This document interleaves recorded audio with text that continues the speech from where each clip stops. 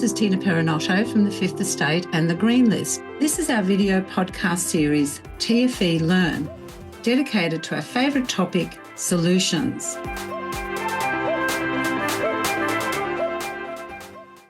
Welcome to the next episode of TFE Learn, which is our video podcast really on how to, to explain how things work in a visual way and a chatting way with people that we speak to. So my name's Tina Perinotto. I'm editor of the Fifth Estate. And with me today is Felicity Stevens, who has a wonderful Airbnb property called the Rangers Cottage, and she's been working on how to make it sustainable. So we're talking sustainable tourism here. We're talking about someone's personal passion, really, about what to do. It's not a business. It's not like a giant business like hotels, etc., but it's one person's entree, I suppose, into that field and trying to make a personal difference. So Felicity, thank you very much for coming onto the podcast with us. And lovely to have you with us today. Tina, thank you for inviting me. I'm so excited to be chatting with you and your listeners and sharing my story. Okay, great. So tell us, where you are, where the Rangers, how it happened, how you found the Rangers Cottage, and your story. Where does it start? All right. Well, Tina, I've got two little boys and a husband who works long hours, and we were climbing the walls in our previous home and we needed somewhere bigger to live. So we were looking around and we're also in that predicament where two young children and we're actually both Kiwis. So we have no family support here. So I was at the point where I really wanted to go back to work, but what could I do around the kids, and putting them into childcare wasn't really an option because of the expense of it. So I needed something I could do from home and something I could do in school hours, or preschool hours as it was. And we stumbled across this house that was... Tell us where it is. It's in Balgowlah on Sydney's northern beaches. Right. And beautiful part of the world. I know it. I used to go sailing there off the... It's a gorgeous part of the world. Yeah. There's a sailing club right at the end of the street. There's bush across the road. You wake up to the cockatoos and the kookaburras. It is like paradise. Beautiful beaches at the end of the street. It's a top-notch location. And we found this sort of near derelict farmhouse, and it had a little farm cottage in the backyard, and we looked at it and I thought, I wonder if I could set that up as a B&B, and then I can be my own boss and run it during school hours, and I won't have to worry about calling my boss if the kids are sick and saying I can't come in today, because I am my own boss and I will work out how to run it when the kids are sick. Very nice. We dove in and we set the place up. Right. And how badly was it? What was the repair of it at the time? Oh, well, there was no bathroom in our part of the house, so we quickly fixed that up and made that livable. But it was, a bit of a jungle, and it was a long road, and we are still chipping away at it 15 years later. But we looked at this cottage and we set that up pretty quickly with some friends who were tradies, and David, my husband, and I chipped away and did what we could. And we opened the doors in 2012 and we haven't looked back since. Oh, fantastic. Have you got some photos to show us? I do. Bedroom there. Oh, now I can see a bedroom. Looks very nice. Great. I love the check cloth on it. The bedspread, that's unusual. It is a little unusual. This is a lovely bedroom. We have taken, actually I should probably take you back a little bit. So we have an uncanny saying in this Airbnb short-term hosting world where when you set your properties up, it's always good to inject a bit of your own personality into the place. And that's often what sets you apart from other people. And we are of the sustainability mindset. We're very worried about climate change. And so we set our place up to be as sustainable as possible. We couldn't do everything we wanted all at once, so we've been chipping away at it over the years. But what's been really interesting is that over the years, the guests who've come to stay with us have had a similar mindset. And I found this interesting because I know 12 years ago, I would be talking to my guests about climate change, and I could talk to them about composting and not eating red meat, the impact that had on the world. But if I was to talk to some of my girlfriends about it, they would laugh at me or poo-poo me and sort of joke about it. So it was interesting to find guests who were aligned in the same value. Okay, so you found with your guests that they were understanding your language about sustainability, composting, dietary requirements. Absolutely. And this was what was really interesting is very early on, we had guests who would lean over the fence between the two of us and they would say, oh, I see you've got a compost bin. Would you mind if we used it?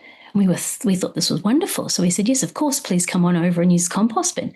And then, Tina, these guests came back to stay with us again.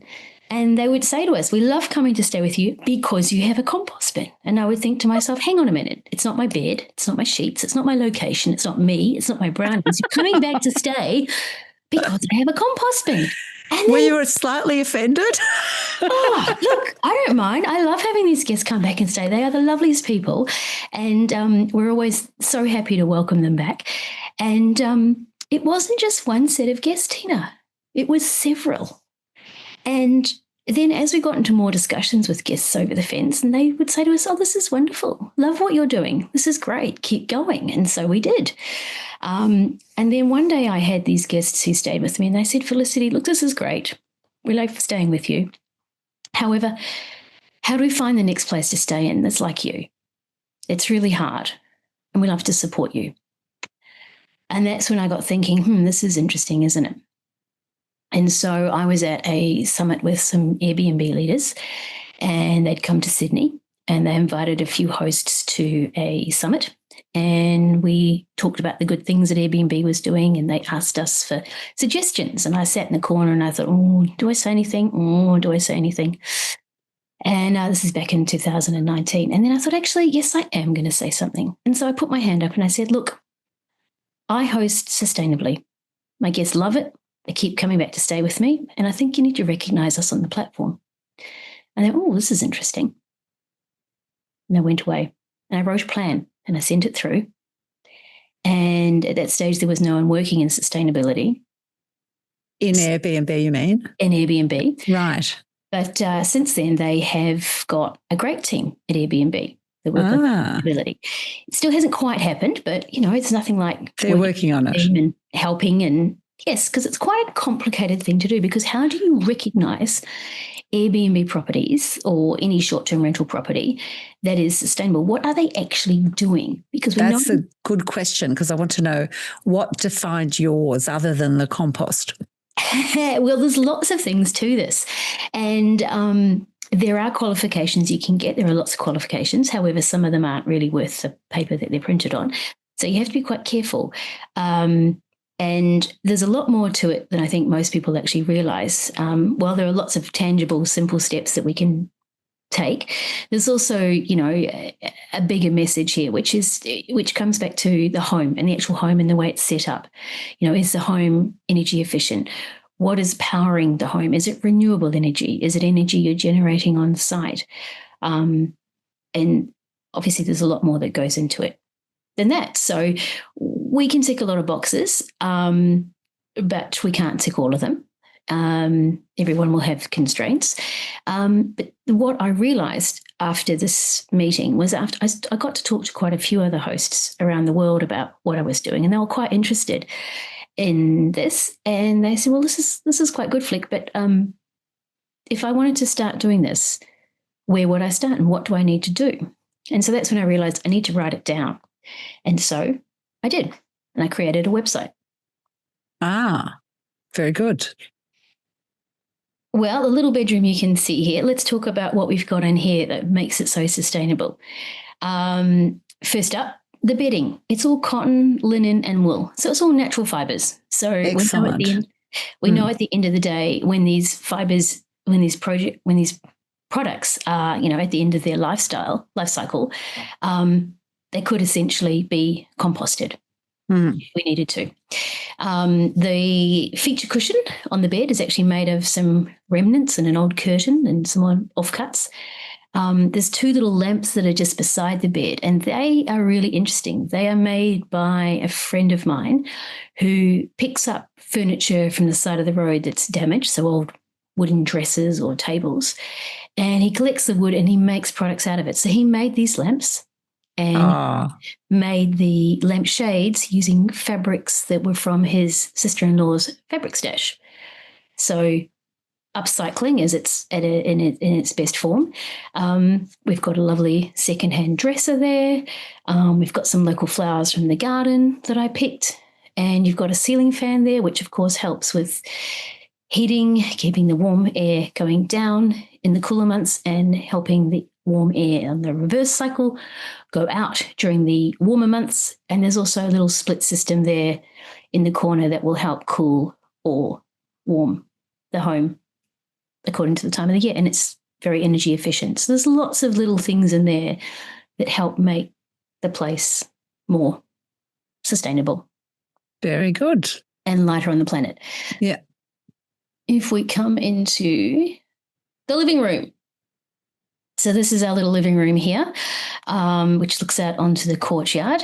Very similar setup to the bedroom. It's got a sofa bed there that is getting on for 12 years now, I guess. And it's been recovered. So when the covers could no longer be cleaned to a level that I thought looked good enough, I didn't just throw the sofa out. I recovered it. So that's been great colour too. It's very practical, very easy to on the eye. There's a little coffee table there that you can see. That was a little wooden trunk that I found that someone had discarded on the side of the road, so I bought it home. Love those things. I had a chat. It's great, the stuff you can find there. Yeah, I know. That little coffee table, I took it round to my neighbour who's very handy, and we fixed it up, put it on some wheels, and it's now a wonderful trunk full of toys for children. And lovely. A great coffee table. There's a bookcase there that's been modified. That was another great secondhand piece that someone had decided they didn't need any longer. And there's a beautiful Persian rug that I bought secondhand. It's wool. So again, the fibres that will shed will be wool fibres, which are natural, which of course will break down. What else can we tell you about this? The garden looks great, the courtyard out the front. It is. It's very beautiful. It's a cute little garden, and the trees that we've planted there are lily pillies, so the birds love them, the bees love them. So it's great for natural pollinators who come in. And the little outdoor setting there is, again, a little Facebook Marketplace find that I restored, a little 1950s classic wrought iron table and chairs.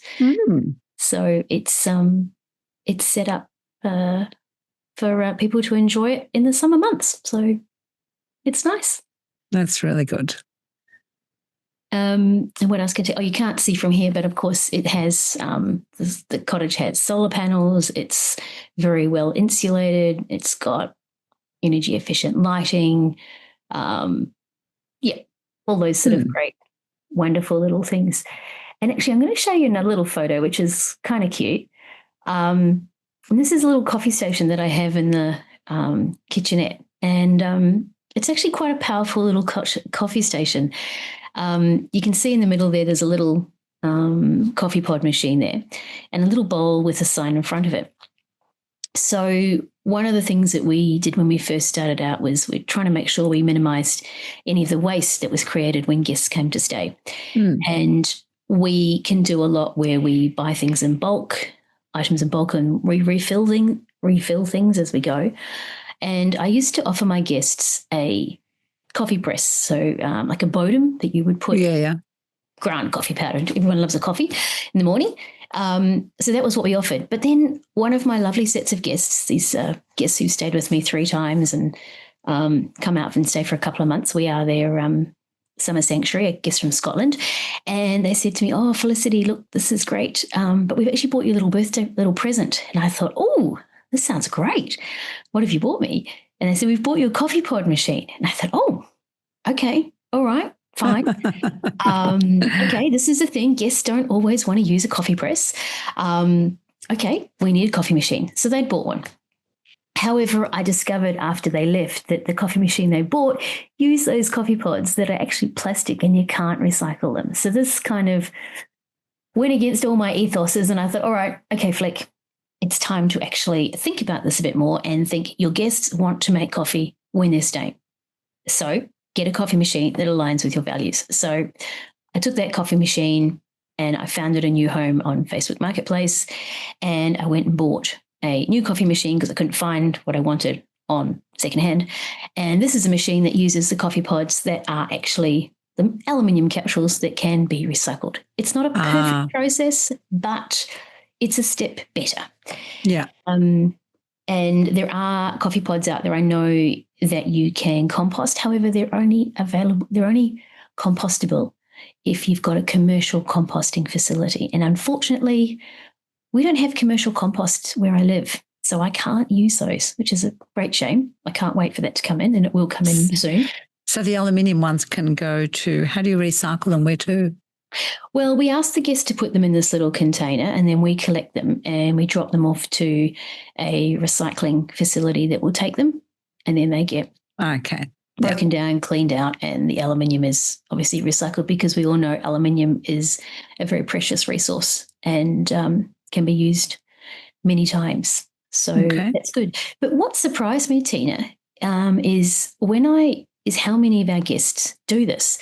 So I started tracking our guests and some of the things that they were doing while they stayed with us, so I could get a better idea of, our guests actually engaging in these behaviours or not.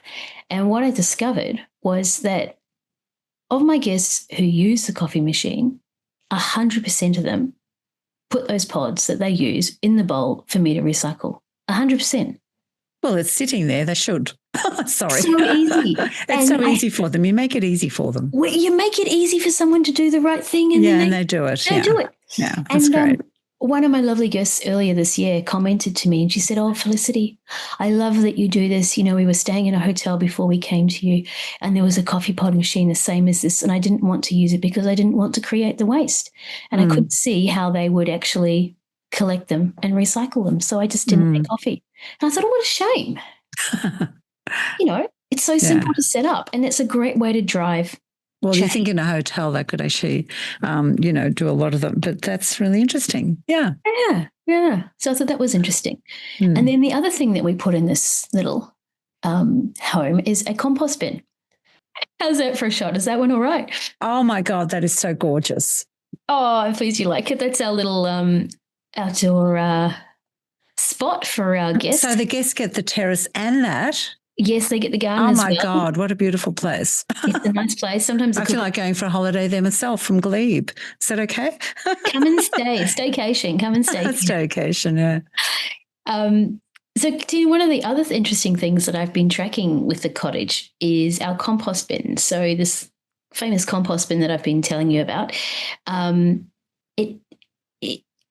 thought I'd better track how many guests actually use it.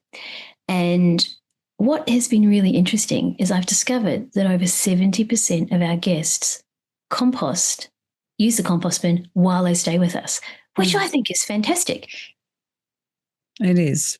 That's we know that food waste is a key contributor to greenhouse gases, and it contributes, I think it's around 9% of global emissions. So if we can help our guests to reduce that when they stay with us and they're willing to participate because we've made it easy, then I think that's wonderful. It win-win for everyone. Yep. But the thing is about all this is that it's, what are you doing, with Airbnb to scale it up, because they've got an enormous amount of properties these days. So I'm really keen to hear about your plan now. Well, we're going to try and make as many Airbnb homes, really as many short-term holiday homes as sustainable as we possibly can. And so to do that, I have started with a website, which I'm just going to bring up for you. Here we go. Oh, there it is. Got it. Terrific. So as I was saying, Tina. So you're actually doing this. You've done this. So I've explaining to people how to do it. I've worked out, I've written down what I know. And obviously as I learn more, I write more and put more up. But basically written a little website that talks about the journey of the host setting up their home to make it more sustainable, and why you want to do this and how you do it, And then also how you can engage your guests if they want to do things. I mean, we don't want to put any pressure on our guests and say, you must do this. That's the last thing we want to do. But as I've found, if you set things up for your guests and make it easy for them to do the right thing, then chances are they might participate and they might actually get involved. So this is what we've done. So I've broken it down into a couple of different areas. So we look at how you can set your home up more sustainably by looking at the energy, the water, the transport, the furnishings, the waste, and of course what you can do at a local and community level, because that is a key part of helping drive sustainable tourism in our own backyard. That's very good. What do you do about the transport? Oh, look, transport is such an important part of tourism. There's a wonderful report that came out from tourismemissions.org, and they talk about the emissions in the tourism industry. Emissions in the tourism industry are just under 9% of total emissions. And the top one is no surprise, it's aviation, and I can't do anything about that. But the second biggest contributor is the energy that we use, which is why it's so important that we set our homes up to be energy efficient and to run them efficiently, but also to look at where we source our energy from. Third biggest contributor is transport. And while we can't decide who how people get there or whatever, we can definitely we can definitely give some advice and tips to our guests so that when they do travel to us, we've prepared them with, as much information as we possibly can, because of course we're local. We know what options are available. And if someone's coming in from far away, chances are they won't know what's available. So there's a variety of ways that we can do this. Obviously, a wonderful way to do this is to offer your guests electric vehicle charging if you have off-street parking. Have you got that?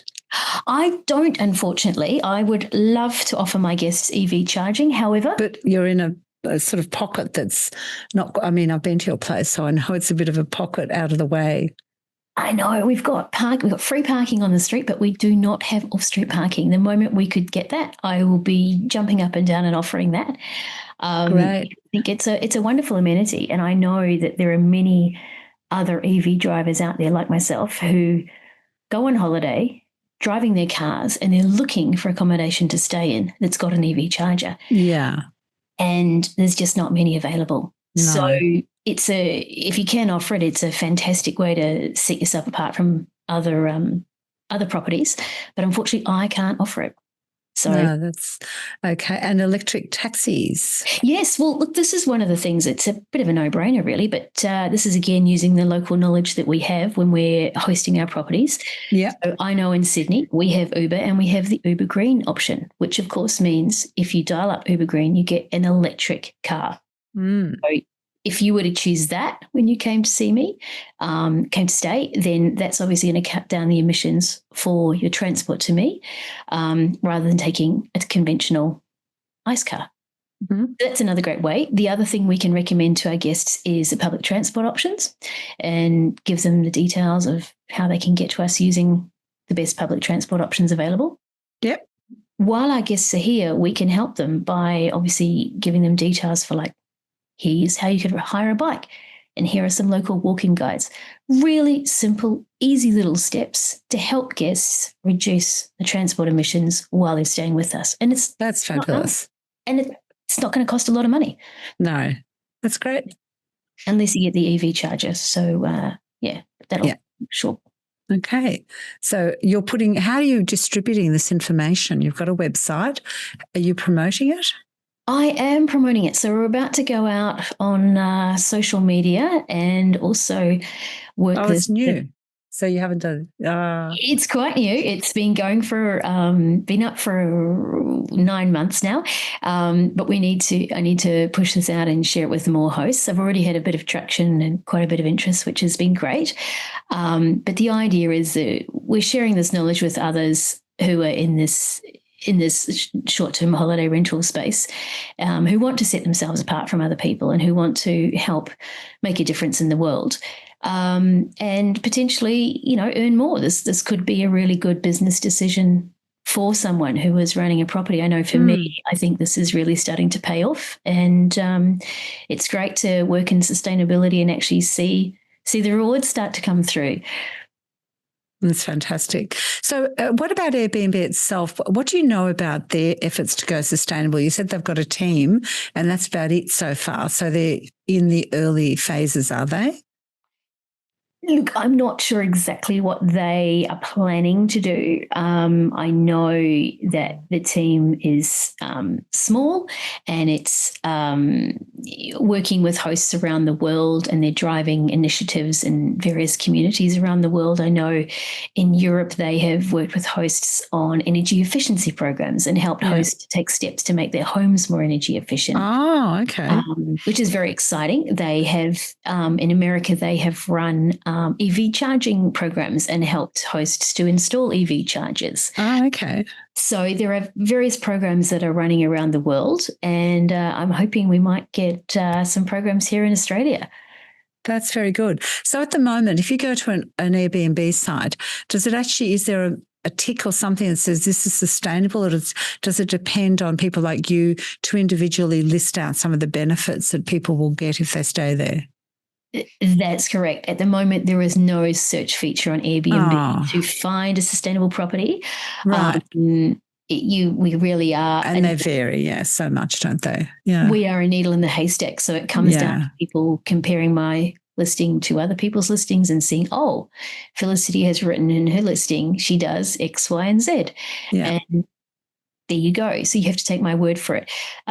We know there are other websites that also offer short-term holiday rentals, and some have a search criteria for properties like this, but to be listed and classified as a sustainable property, you need to have certification.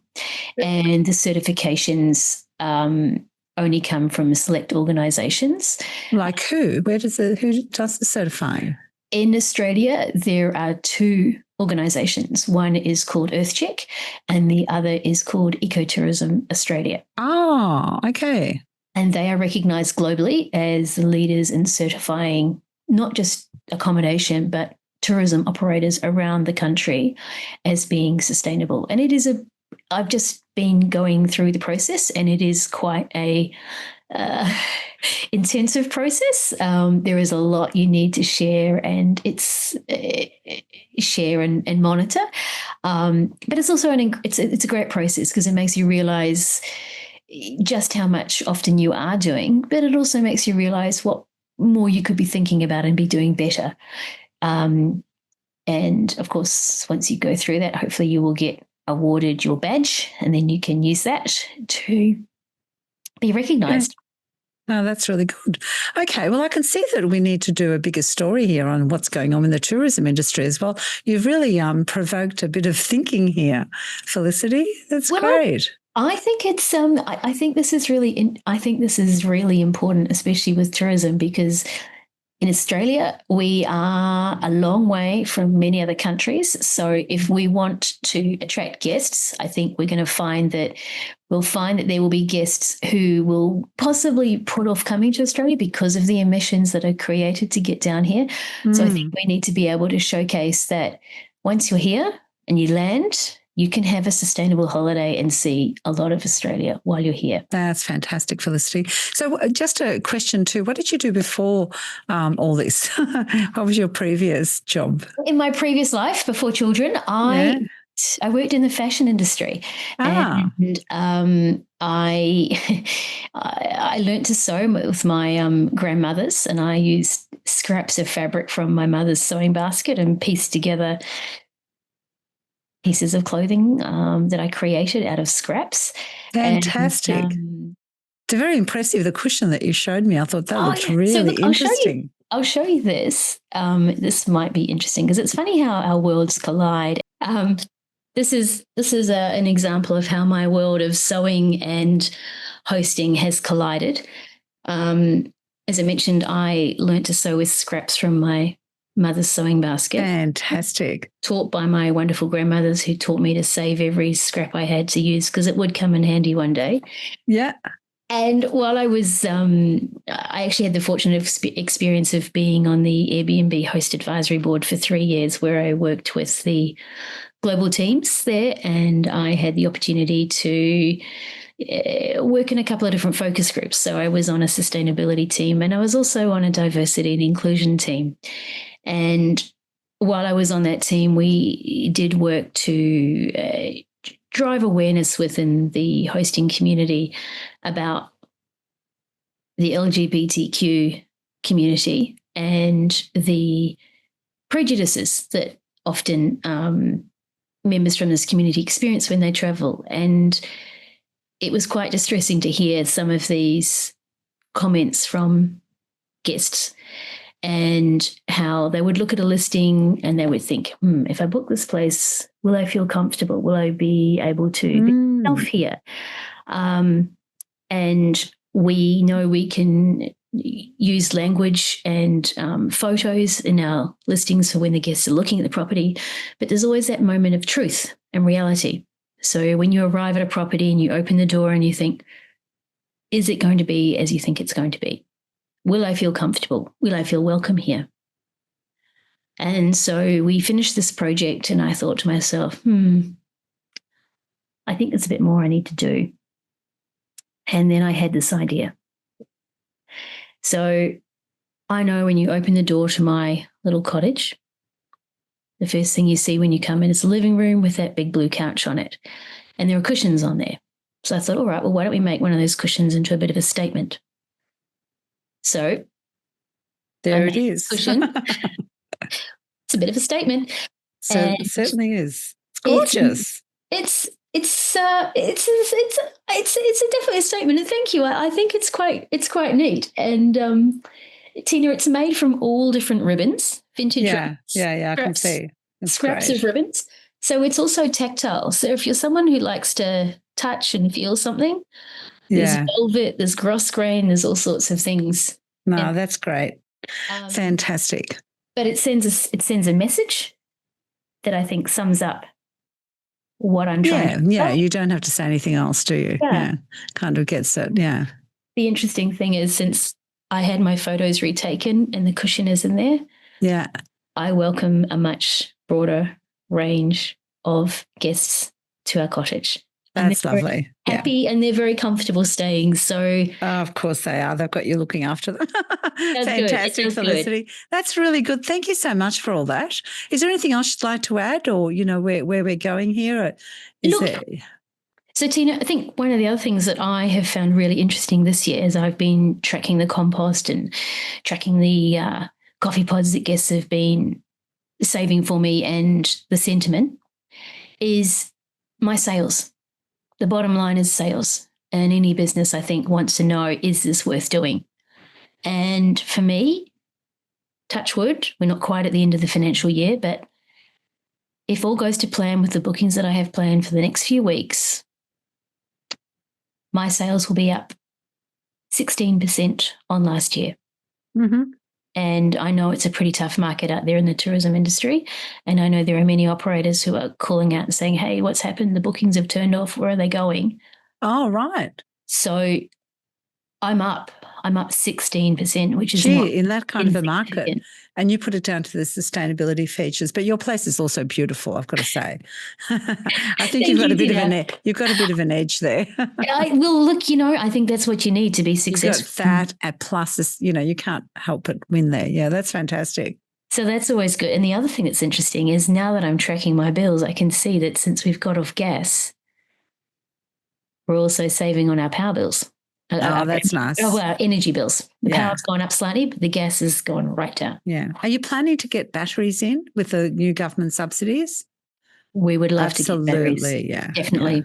Yeah. That will be a game changer. Fantastic. Game changer. Yeah. And tell us about the getting off gas with your children.